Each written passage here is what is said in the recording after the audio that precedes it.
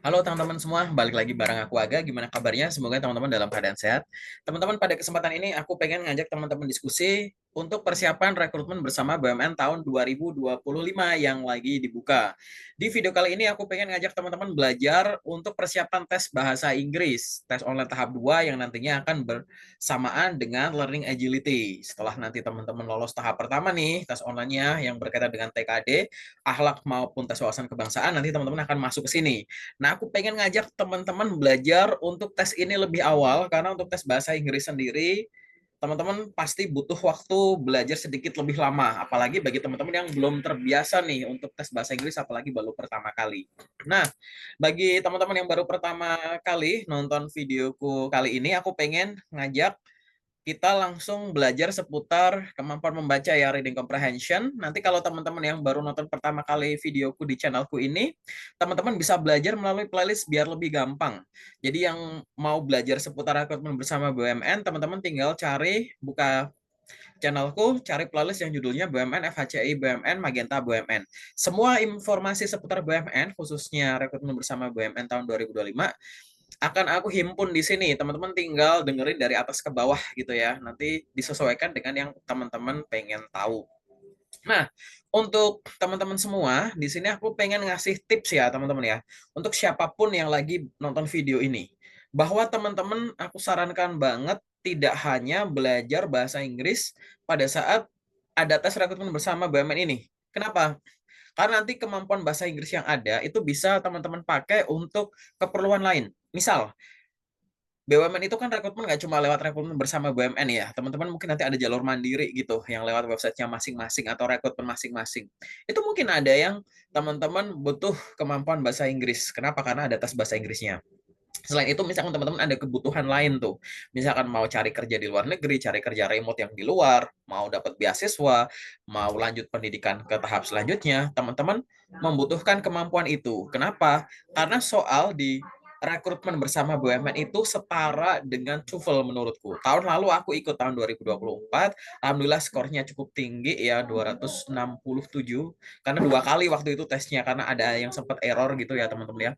Itu skornya segitu ya, memang nggak tinggi-tinggi banget, tapi lumayan teman-teman kayak gitu. Jadi di situ aku sadar bahwa itu selevel sama TOEFL ternyata, dan aku kurang persiapan gitu ya. Gitu. Jadi pada saat teman-teman sudah terbiasa menggunakan bahasa Inggris, sering latihan, apalagi digunakan di kehidupan sehari-hari, udah gampang teman-teman kayak gitu. Tiap kali nanti teman-teman belajar, begitu teman-teman menemukan kosakata baru, silahkan dicatat. Dicatat, nanti coba dihafalkan dengan cara dipraktekkan di kehidupan sehari-hari. Lama-kelamaan vocabulary di dalam kepala tuh makin banyak. Nanti teman-teman belajarnya itu coba, ini kan khusus aku akan bahas soal reading comprehension. Teman-teman dibiasakan baca koran berbahasa Inggris, teman-teman. Baca koran bahasa Inggris, tapi yang sektornya beda-beda tuh. Kadang teknologi, kadang sejarah, sosial, budaya, soal apa nih, misalkan sektor-sektor yang beda-beda, keuangan dan lain-lain, bisnis. Jadi kosakatanya tuh teman-teman tuh variatif, karena di soal rekrutmen bersama BUMN tahun sebelumnya itu artikel-artikelnya tuh cukup panjang, dan itu berasal dari beberapa sektor. Nah, di video kali ini dan di videoku selanjutnya ya, nanti kalau ada reading comprehension, aku akan angkat topik yang sama ya, yang sama seperti tes-tes yang sudah ada kayak gitu. Jadi teman-teman biar nggak belajarnya nggak nyimpang kemana-mana kayak gitu ya teman-teman ya. Yuk kita langsung masuk ke latihan soalnya saja teman-teman. Nanti kalau ada pertanyaan, silahkan tuliskan di kolom komentar. Kalau misalkan nanti jawabanku ada yang salah, mohon dikoreksi, tuliskan di kolom komentar juga ya. Aku pengen kolom komentar jadi tempat kita diskusi bareng ya, teman-teman ya. Oke, sekarang kita masuk ke pertanyaan yang pertama. Silahkan teman-teman coba pause dulu video ini dan tentukan jawabannya. What is one benefit of AI in smart cities? Oke, teman-teman, sudah ketemu jawabannya ya?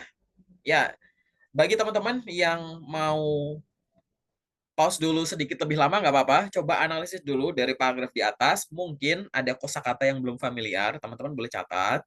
Nanti teman-teman tinggal cari kosakata itu artinya apa, teman-teman, ya, untuk menambah vocabulary tadi ya.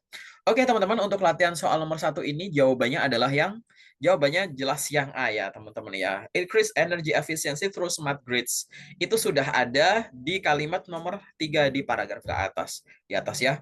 Bahwa sebenarnya itu lanjut dari kalimat pertama, kedua, ketiga gitu. Udah dibahas gitu bahwa AI itu ya merubah gitu kehidupan urban kayak gitu ya, di kota maju kayak gitu ya.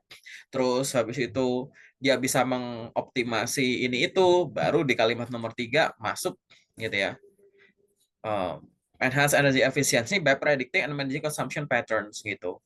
Jadi bisa mengefisiensi energi dengan memprediksi dan memanage pola-pola konsumsi gitu, teman-teman. Jadi itu adalah jawabannya yang A. Kita lanjut teman-teman ke latihan soal nomor 2. Silahkan teman-teman pause dulu videonya dan tentukan jawabannya. What is the main use of coal? Teman-teman silahkan boleh pause dulu videonya.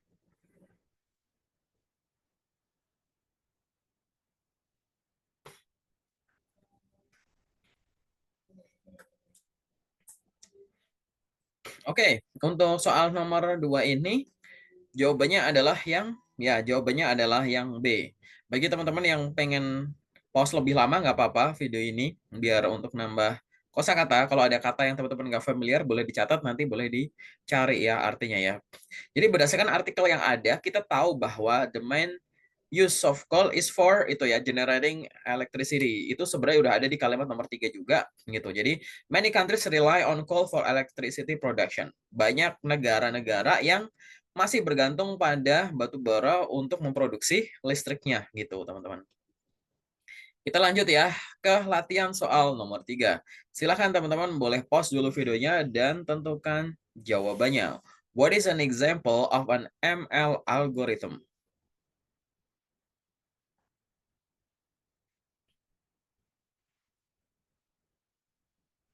Oke, teman-teman, yang soal nomor 3 ini jawabannya adalah ya, jawabannya adalah yang A, decision trees gitu. Jadi ML atau machine learning ini ya yang kita bahas gitu kan. Dia kan bagian dari AI ya, teman-teman ya. Ada machine learning, ada deep learning kayak gitu. Dari kalimat terakhir yang ada di paragraf kedua, kita ketahui ya, teman-teman ya, bahwa jawabannya itu ada di kalimat terakhirnya ini udah disebut gitu.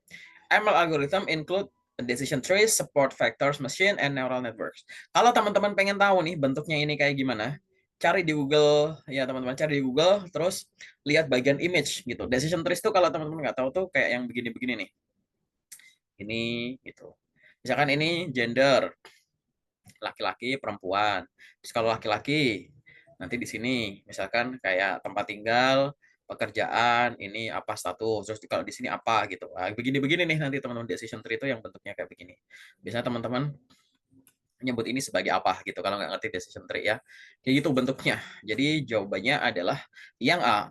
Kita lanjut ke latihan soal nomor 4 teman-teman. Silahkan pause dulu videonya dan tentukan jawaban dari pertanyaan di samping. Why are social media platforms important for public health campaigns? Silahkan pause video ini.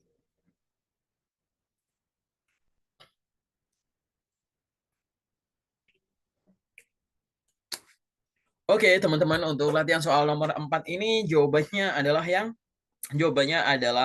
yang C. Jadi nanti pada saat teman-teman melihat ya artikel yang ada, terkadang itu jawaban itu memang disebutkan langsung gitu ya secara tertulis gitu di paragraf tersebut atau ada kalimatnya tertentu. Tapi terkadang kita itu memang diminta menggunakan logika untuk menyimpulkan ide-ide yang ada atau gagasan yang ada di masing-masing paragraf kayak gitu. Sebenarnya di sini kalau teman-teman baca secara komplit yang ada di paragraf pertama, kita tahu bahwa ya that increase the risk of health messages kayak gitu. Jadi bisa bisa menjangkau lebih banyak orang kayak gitu, teman-teman. Itu kita tahu dari kalimat yang ada di sini plus semua ya satu paragraf ini sebenarnya. Dan kalau teman-teman lihat pilihan yang lain juga nggak mungkin ya, misal mempromosikan misinformation, nggak mungkin, misinformation kan negatif. Replace traditional healthcare, nggak mungkin, karena ini bukan untuk mereplace, tapi untuk melengkapi. Terus limit scientific research juga nggak mungkin, teman-teman. Kayak gitu ya. Karena ini malah bisa bukan membatasi gitu, tapi malah bisa untuk kemajuan itu sendiri ya, scientific research. Jadi jawabannya adalah yang C, teman-teman. Silahkan kita lanjut ke latihan soal nomor 5. Ini adalah artikelnya. Teman-teman boleh pause dulu videonya, nanti boleh pause lebih lama kalau teman-teman mau catat ya. Kosakata baru yang nantinya teman-teman akan coba cari tahu artinya. Oke, teman-teman. Soal nomor 5. How does AI contribute to predictive maintenance in manufacturing? Silahkan, teman-teman. Pause dulu videonya dan tentukan jawabannya.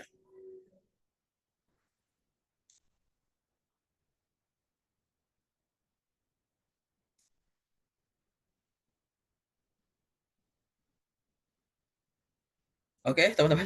Aku sambil baca ya, sambil cari jawabannya. Jawabannya adalah yang apa, teman-teman? Ya, jawabannya menurutku adalah yang E ya, teman-teman ya. Oh ya, benar ya. Jawabannya adalah yang E. By analyzing real-time data to prevent failures. Kayak gitu. Ini ada di kalimat nomor 2 dari paragraf di atas, teman-teman. Jadi pada saat di manufacture kayak gitu, predictive maintenance, teman-teman kan sudah menemukan nih. Jadi pada saat teman-teman melihat suatu artikel panjang, nanti triknya ya, kalau menghadapi rekrutmen bersama, teman-teman lari dulu ke pertanyaannya, baru screening ke paragrafnya. Jadi jangan habiskan waktu untuk membaca semua paragraf, tapi lari dulu ke pertanyaannya. Sebenarnya dari pertanyaan, kalau teman-teman nggak familiar, teman-teman di sini sebenarnya udah ada kosakata yang menjadi keywords kayak gitu ya. Apa itu? Ada kata AI, contribute, predictive maintenance. Nah, teman-teman tinggal cari ini aja gitu. Nah, yang paling menonjol apa? Predictive maintenance misalkan. Ya kan? Nah, ini. Set, langsung ketemu kata predictive maintenance. Nah, dibaca di sini. Gitu.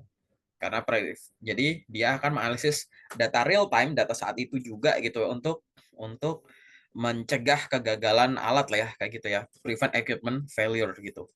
Jadi, jawabannya adalah yang E. Oke, kita lanjut ya ke latihan soal selanjutnya, teman-teman. Silahkan pause dulu videonya dan tentukan jawaban dari pertanyaan yang ada. What is the chemical formula of water?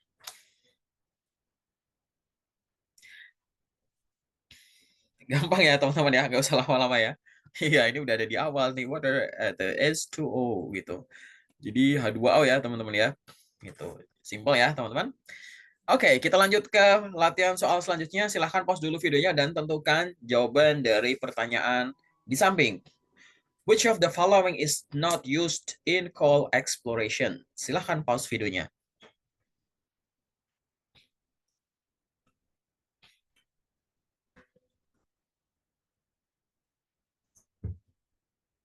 Oke, teman-teman sudah ketemu jawabannya. Untuk soal nomor 7 ini jawabannya adalah yang ya jelas yang D ya. Hydroelectric dams atau bendungan dari pembangkit listrik tenaga air ya. Bukan itu ya, teman-teman ya. Yang digunakan itu sebenarnya udah langsung dijelaskan semuanya di paragraf pertama, teman-teman. Jadi ini awalan ya, coal exploration atau eksplorasi batu bara itu adalah proses untuk mengetahui endapan batu bara itu ada di mana, kayak gitu. Nah, yang ditanyakan ini adalah yang digunakan untuk coal exploration itu apa, kayak gitu. Nah, di sini kita tahu pihak-pihaknya. Geologist, dia pakainya geological survey and satellite imaging. Berarti di sini ada nggak geological survey? Ada. Terus, siapa lagi nih misalkan?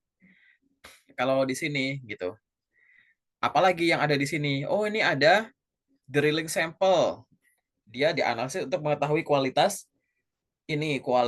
dari batu bara itu sendiri. Berarti ini kan dipakai juga metode drilling sample, sampling gitu ya. Kemudian ini ada lagi nih, seismic survey untuk mengetahui peta dari cadangan batu bara di bawah tanah. Berarti seismic survey juga dipakai gitu. Hydroelectric nggak ada, teman-teman. Gitu. Jadi jawabannya adalah yang D, gitu ya.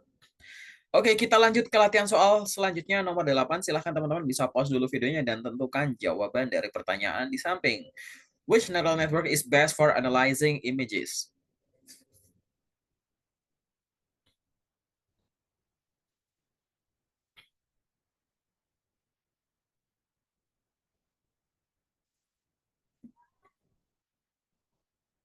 Oke, teman-teman sudah paham dari latihan soal nomor 8 ini jawabannya yang mana?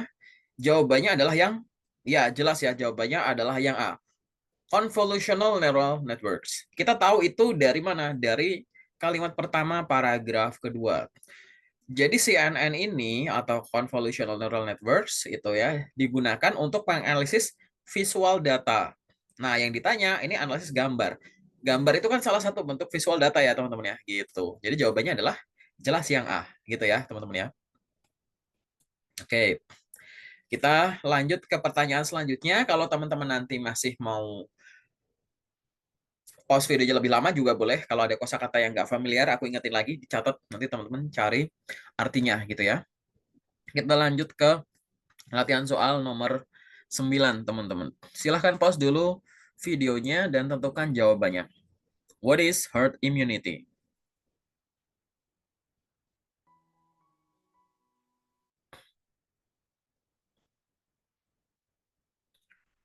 Oke, teman-teman. Pasti sering ya dengar istilah ini, apalagi yang udah pernah ngalamin hidup di momen COVID ya, teman-teman ya. Herd immunity gitu. Apa itu gitu. Jawabannya adalah ya yang C ya, teman-teman ya. Protection for an entire community. Jadi kalimat ini, arti herd immunity ini sebenarnya nggak ada secara langsung ya, tapi yang ada di paragraf nomor 1 ini semuanya gitu. Jadi di sini teman-teman tahu gitu ya, this program aim to achieve herd immunity, protecting even those who are not vaccinated gitu. Jadi herd immunity itu untuk apa? Itu melindungi orang-orang yang bahkan dia belum atau tidak divaksin kayak gitu. Jadi mayoritas udah divaksin, akhirnya yang sedikit-sedikit tidak divaksin itu ikut terlindungi kayak gitu kan. Berarti harusnya ada, nggak mungkin rare disease itu nggak mungkin, type of personal medication juga nggak mungkin, hospital treatment juga bukan gitu. Tapi adalah C pada saat kita memahami konteks paragraf pertama. Kayak gitu ya. Oke, kita lanjut ke latihan soal selanjutnya. Ini adalah artikel nomor 10. Silahkan teman-teman boleh pause dulu videonya dan tentukan jawabannya. How does AI assist in space mission planning?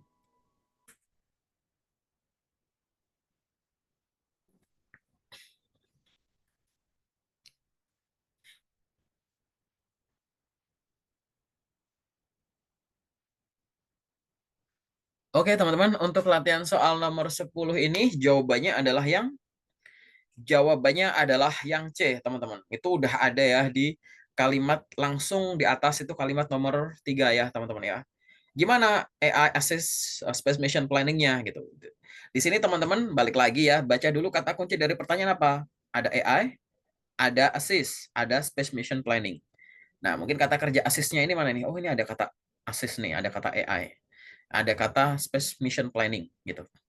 Jadi dari artikel kita tahu bahwa AI assist in mission planning by optimizing spacecraft trajectories gitu.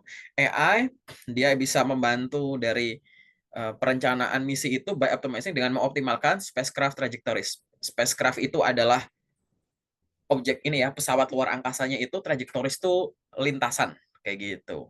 Mengoptimalkan lintasan dari pesawatnya itu nanti gitu. Jadi itu ya teman-teman, jawabannya adalah yang C. Dan itu adalah paragraf terakhir, artikel terakhir untuk video kali ini teman-teman. Oke, gimana? Udah ke gambar teman-teman? Nanti untuk rekrutmen bersama BUMN kurang lebih artikelnya kayak gitu teman-teman. Yang kemarin aku pribadi hadapi dan beberapa teman-teman yang mengikuti tesnya yang tahun 2024 itu memang artikelnya nggak pendek. Tapi nanti tetap untuk latihan-latihan selanjutnya aku akan variasi. Kadang ada artikel yang panjang, kadang ada artikel yang pendek, biar nanti teman-teman punya banyak variasi, karena kemungkinannya nanti banyak ya teman-teman. Ada yang kayak begini nih, yang reading comprehension, nanti ada grammar and structure, nanti ada error recognition kayak gitu. Nanti aku akan putar-putar itu terus, teman-teman stay tune aja di sini ya teman-teman, di channelku nanti, biar teman-teman bisa belajar persiapan dengan lebih matang gitu. Aku nggak bakalan bahas yang teknis yang terlalu pendek-pendek ya teman-teman, mohon maaf. Kayak misalkan arti dari kata ini yang simpel-simpel kayak gitu, mohon maaf. Saranku teman-teman, kalau memang masih merasa bahasa Inggrisnya kurang, coba cari buku TOEFL atau buku bahasa Inggris SMA. Tapi buku bahasa Inggris SMA tuh yang kelas 10, 11, 12. Karena buku kelas 10, 11, 12 itu nanti kalau digabung jadi satu teman-teman, khususnya untuk grammar, structure, terus error recognition, termasuk yang artikel begini, itu menurutku cukup lengkap. Itu mirip kayak teman-teman masih bisa lah survive untuk menghadapi rekrutmen bersama BUMN menurutku ya, kayak gitu. Tinggal perbanyak latihan aja, oke? Paling sementara itu dulu dari aku, nanti kalau ada pertanyaan atau ada masukan boleh tuliskan di kolom komentar. Nanti kalau misalkan teman-teman pengen diskusi apapun seputar karir, nggak harus sekitar ini ya, rekrutmen bersama BUMN, teman-teman boleh ngubungin aku lewat jalur-jalur yang ada di sini, sosmed-sosmedku, emailku, bebas. Nanti kita diskusi bareng, biar aku juga bisa banyak belajar dari teman-teman semua yang ada di sini. Oke, terima kasih teman-teman. Sampai ketemu di video selanjutnya. Sehat dan sukses selalu ya.